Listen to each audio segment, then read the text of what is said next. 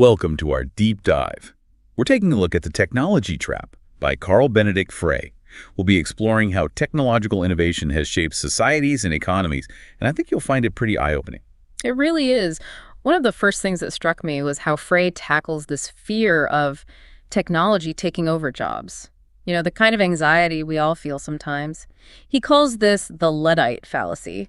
He uses the image of those textile workers, the Luddites, smashing those machines during the Industrial Revolution to kind of make his point. Right, the Luddites. It's funny because that fear is still so relevant today, isn't it? Like when you think about the self-checkout lines at the grocery store or even more complex automation in factories. Exactly. And while, of course, some jobs are lost, history shows that new ones always pop up. Think about it. Before the printing press, we had all these scribes meticulously copying texts by hand. What happened to them all? They didn't just vanish, did they? I'm guessing they adapted and found new roles in this whole new world of printed books. Exactly. Some became specialized in shorter texts where a human touch was still needed. Others got into bookbinding or design. They adapted, just like we've seen over and over again throughout history. So it's not necessarily about mass unemployment, but more about a shift in the types of jobs available. But I imagine that transition period, that can be pretty rough, can it? Frey talks about the Industrial Revolution and how difficult it was for workers, even though overall things were improving, like with production and stuff. Oh, absolutely. In Britain, wages didn't budge for decades, and the living conditions in those new industrial cities were pretty grim. It highlights a crucial point, Technology itself isn't inherently good or bad. It all comes down to how it's used and who benefits from it, right? It's about the choices we make as a society. Frey actually makes this really fascinating comparison between, I think it was the Roman Emperor Vespasian and the British government during the Industrial Revolution. Can you talk about that a bit? Yeah, so Vespasian, he was presented with this new invention that would have made transporting those massive columns so much easier. Seems like a great idea, right? But he shot it down. You know why? Why? He was afraid it would lead to too many people losing their jobs, creating unrest and chaos. So even way back then, leaders were thinking about the potential social consequences of technological advancements. Exactly. Now, fast forward to Britain during the Industrial Revolution. There, the government was all for innovation, even though it meant some people would have a tough time in the short term. So why the different approach in Britain? Well, power shifted, you see. In Rome, the landowners, the guys in charge, saw any big change as a threat. In Britain, there was this new class of industrialists on the rise, and they saw mechanization as their ticket to wealth and influence. So the politics behind progress played a huge role in how technology was adopted and who ended up reaping the benefits. That's a really crucial point for us to consider today, especially with all the new technologies popping up all the time. It really is. It reminds us that technology doesn't just exist in a bubble. It's molded by our social, economic, and political forces. So even though those early days of the Industrial Revolution were tough on workers, things did eventually get better, didn't they? What changed? Frey points to mass production kicking off in the 20th century. Think Henry Ford and the Model T, the assembly line, factories going electric, these innovations, they led to massive jumps in productivity. And that led to higher wages and a better quality of life for a lot of people. So technology can create prosperity, but it's not a given. Right. Frey really stresses the role of, social movements and government policies and making sure that workers got a piece of the pie. The rise of unions, those safety net programs during the New Deal, those weren't just lucky breaks. They were the result of people fighting for a fairer system. It's a good reminder that we have a say in how technology shapes our world. We can try to use it to benefit everyone, or we can just let it make the gap between the rich and poor even wider. And that brings us to a major turning point, I'd say. The introduction of computers back in the late 20th century. Remember all those anxieties about computers taking over everything? That mass unemployment was right around the corner. It felt like something out of a sci-fi movie, for sure. Frey points out those doomsday predictions, they didn't really come true. But what did happen is that computers started doing all those routine tasks, first in factories, then in offices. So instead of replacing us completely, they started taking over specific jobs or tasks, I guess. Right, and what tasks were the most vulnerable, The ones computers were good at, I imagine. Exactly. All those repetitive, predictable tasks, the kind that used to be the core of so many middle-income jobs. Things like data entry, bookkeeping, even certain parts of manufacturing. That's where we start to see the roots of the problems we're facing today. It's not just about jobs disappearing altogether. It's about certain types of jobs vanishing. And that's got huge consequences for the middle class, for everyone, really. Absolutely massive. And it's not just happening here, it's global. Frey uses these two places, Port Clinton and Belmont, to illustrate how technology is really changing the economic and social landscape. Port Clinton and Belmont. Tell me more. Okay, so Port Clinton is like a stand-in for all those towns that have been hit hard by the loss of manufacturing jobs. Factories shut down, unemployment's high, people are really struggling. Belmont is the flip side. It's those thriving cities, the ones that are attracting all the skilled workers and reaping the rewards of this whole digital boom. Think Silicon Valley, Austin, places like that. So we had this growing divide between the Port Clintons and the Belmonts. Exactly. And it's not just about money. It's cultural, political, everything. And technology is a huge part of why this is happening. It's changing what work looks like, the skills people need to have, and where all the opportunities are. Okay, that's a lot to process. We've gone from the Luddites smashing machines to computers taking over tasks to this widening gap between cities that are doing well and towns that are struggling. Where do we go from here? What happens when you throw artificial intelligence into the mix? That's where things get even more interesting, and that's what we're going to dig into in the next part of our deep dive. Can't wait. Welcome back to our deep dive into the technology trap. Last time, we were talking about how technology has reshaped things, creating that divide between those booming cities and those towns that are struggling. Yeah, and we kind of left off on a cliffhanger, didn't we? The rise of AI, artificial intelligence. It feels like it's everywhere you look these days. Those algorithms that seem to know what you want to buy online before you even do. Self-driving cars already cruising around in some cities. What's Frey's take on how AI could change things? Well, he argues that AI has the potential to be even more disruptive than any of those previous technological revolutions. Think about it. Computers, they started by automating those routine tasks, but AI, it's different. It can learn and adapt. It can even do things we thought were uniquely human, like writing poetry or even composing music. So it's not just those blue-collar jobs at risk anymore. White-collar jobs, even creative ones, they could be on the chopping block too. That's right. Frey brings up this really interesting example, AlphaGo, this AI program that actually beat a world champion at the game of Go. Super complex game, by the way. This was a big deal because Go, it takes intuition, strategic thinking, creativity, all those things we usually say are part of human intelligence. So if AI can figure out Go, what else can it do? It's pretty mind-blowing when you think about it. Yeah. And, I'll be honest, a little bit scary too. Yeah. So what does this all mean for the future of work? Are we all going to be replaced by robots? Not necessarily. Frey does say that some jobs will be lost, but he also makes the point that AI can actually help us do our jobs better and even create brand new jobs that we can't even imagine right now. So AI can be a tool that helps us work smarter and maybe even open up new possibilities we haven't even thought of yet. Exactly. But the big question is, how do we handle this shift? How do we make sure that everybody benefits from AI and that nobody gets left behind? That brings us back to the choices we make as a society. Yeah. What kind of policies, what kind of things do we need to put in place to deal with all the potential challenges AI could bring? Well, Frey suggests a bunch of different policy responses, and a lot of them build on, the lessons we've learned from past technological revolutions. One big idea is investing in education and training. But the focus has to be on the skills people are going to need in this age of AI. So not just your typical science and tech education, but also things like critical thinking, problem solving, being creative. Exactly. Those are the skills that will make humans stand out, separate us from the machines. We also need to think about creating some kind of safety net for people who lose their jobs because of AI. This could mean things like wage insurance, programs to help people retrain for new jobs, maybe even exploring this idea of a universal basic income. A universal basic income. That's a pretty radical idea, isn't it? What exactly would that involve, and how would it actually work? Basically, it's giving everyone a guaranteed minimum income, no matter if they have a job or not.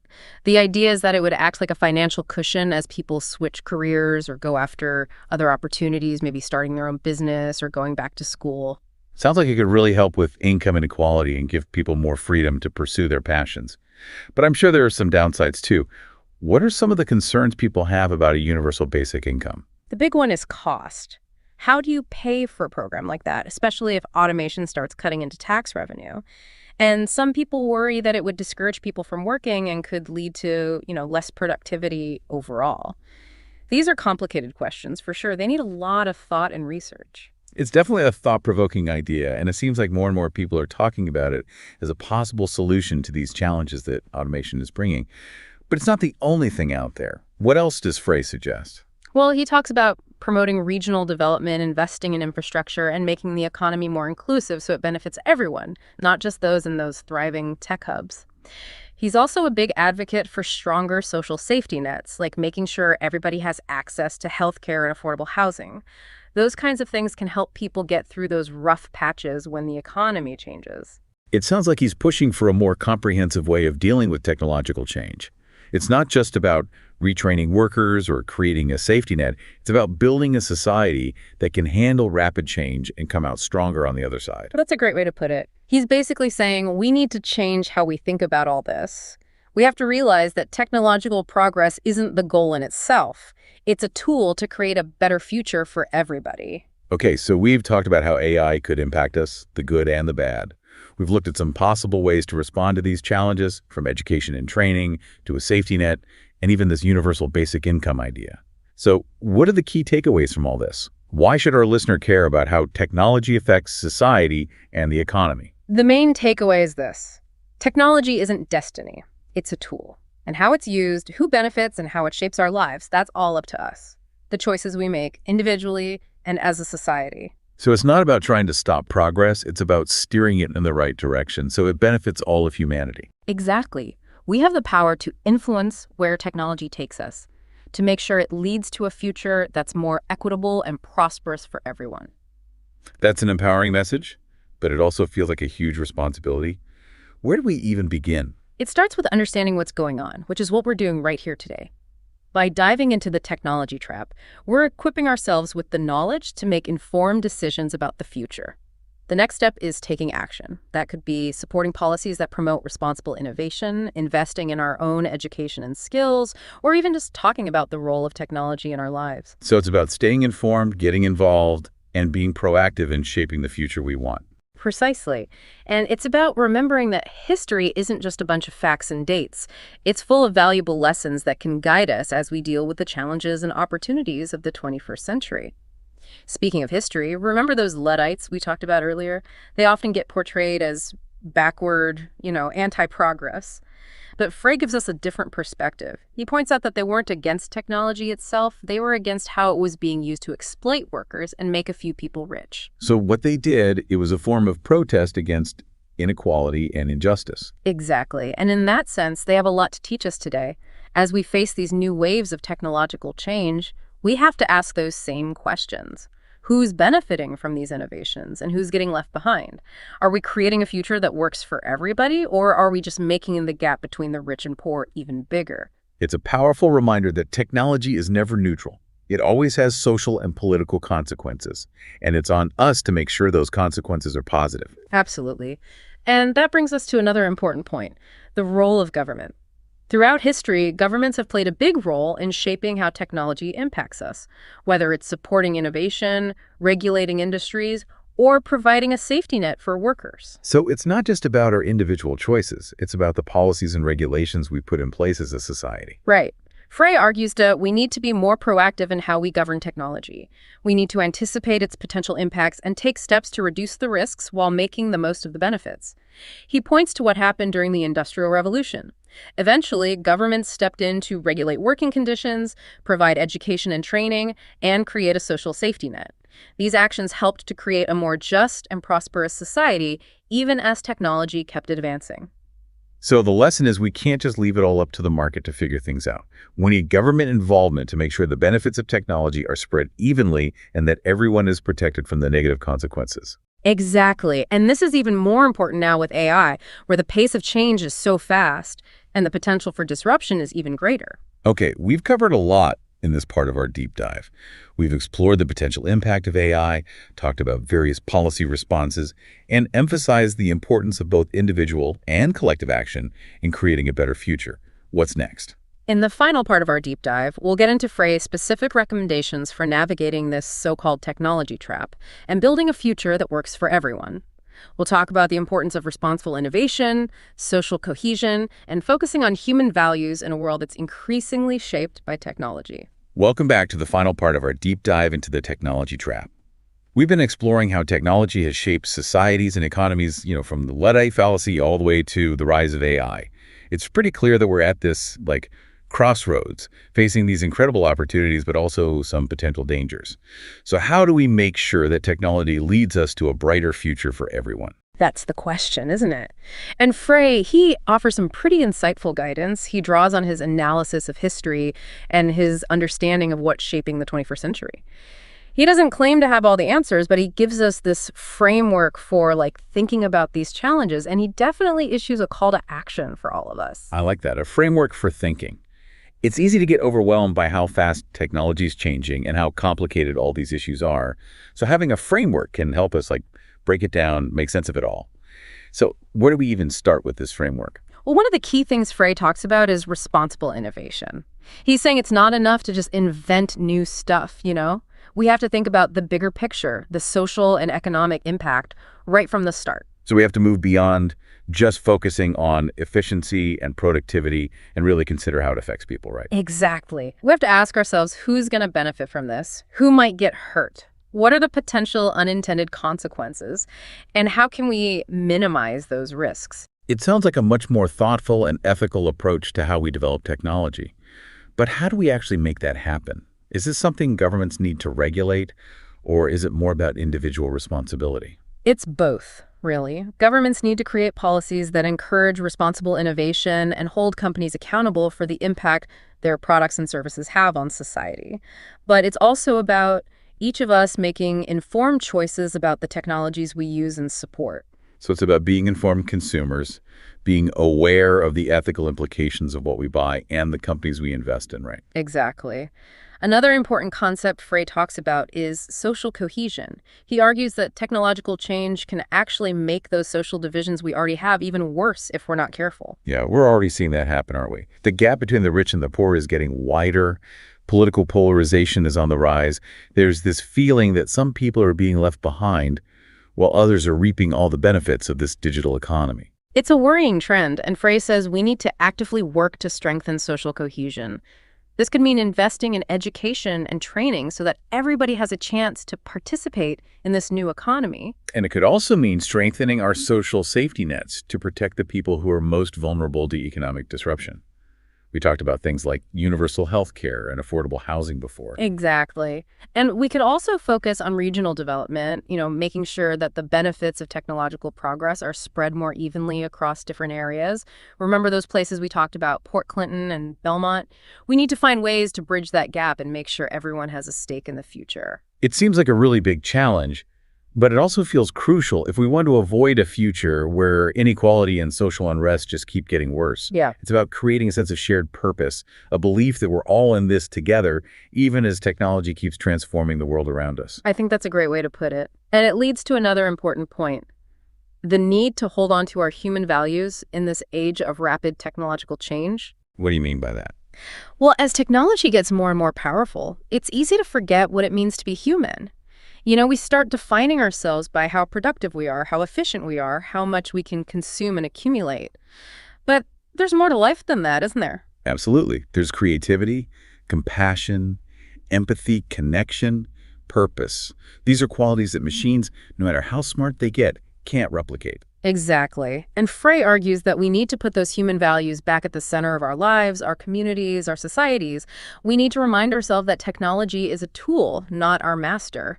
It's up to us to decide how we want to use it and what kind of world we want to build. It's about taking back control, reclaiming our humanity in a world that feels more and more shaped by algorithms and artificial intelligence. So how do we do that? What are some practical steps we can take to avoid this technology trap and create a future that's both technologically advanced and fulfilling for us as human beings?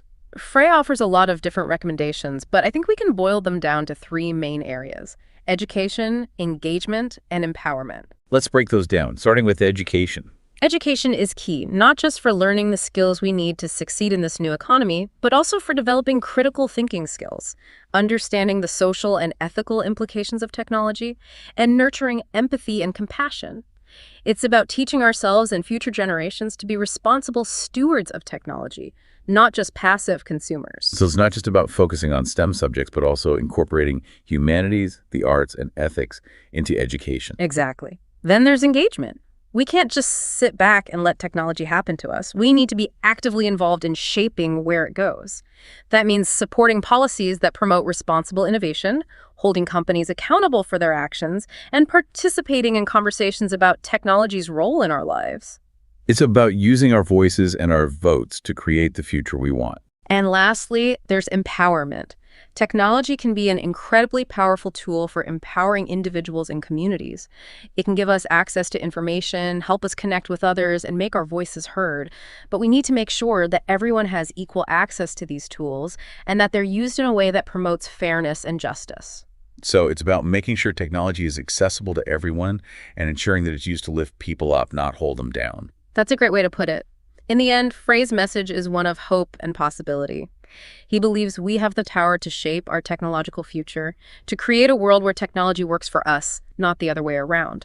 But to do that, we need to be informed, engaged, and empowered. We need to act with purpose, making conscious decisions about the technologies we use and the world we want to live in. Well said. As we wrap up this deep dive into the technology trap, I'm struck by how important it is to have perspective. Frey's historical analysis reminds us that technological change is nothing new. People have been wrestling with its impact for centuries, and while every era brings its own challenges, it also brings new opportunity. It's about learning from what's come before, embracing where we are now, and shaping the future with wisdom and courage. Okay, so before we sign off, let's give our listeners that 10-point summary of the key insights we've pulled from the technology trap. These are the nuggets of wisdom to take with you as you navigate this ever-changing technological world. All right, here we go. 1. Technology has always disrupted societies, bringing both progress and challenges.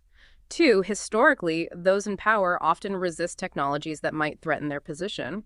3. The Industrial Revolution brought about huge economic growth, but also caused hardship for many workers, at least initially. 4. Mass production and technological advancements in the 20th century led to the rise of a large middle class. 5. Computers and automation has started to replace middle-income jobs, which is contributing to rising inequality. 6. Technology's impact isn't felt equally everywhere, leading to political divisions. 7. AI could potentially automate even more complex tasks, raising concerns about the future of work. 8. Policy responses, especially investments in education and training, are vital for reducing the negative effects of automation. 9. Ideas like a universal basic income are being considered as potential solutions. And 10. The biggest challenge is figuring out how to harness the power of technology while ensuring its benefits are shared widely and its costs are kept to a minimum. That's quite a list. It really highlights how technology is this powerful force shaping our world in profound ways. The question is, will we be ready for the changes coming our way? Will we make the right choices to ensure a future that benefits everyone? Those are the questions we all need to think about. The technology trap gives us a really useful framework for tackling those questions, and hopefully it inspires us to take action. Absolutely. Thanks for joining us on this deep dive. We hope it's given you some things to think about and a renewed sense of control as we navigate this technological revolution together. Until next time, keep exploring, keep learning, and keep asking those tough questions.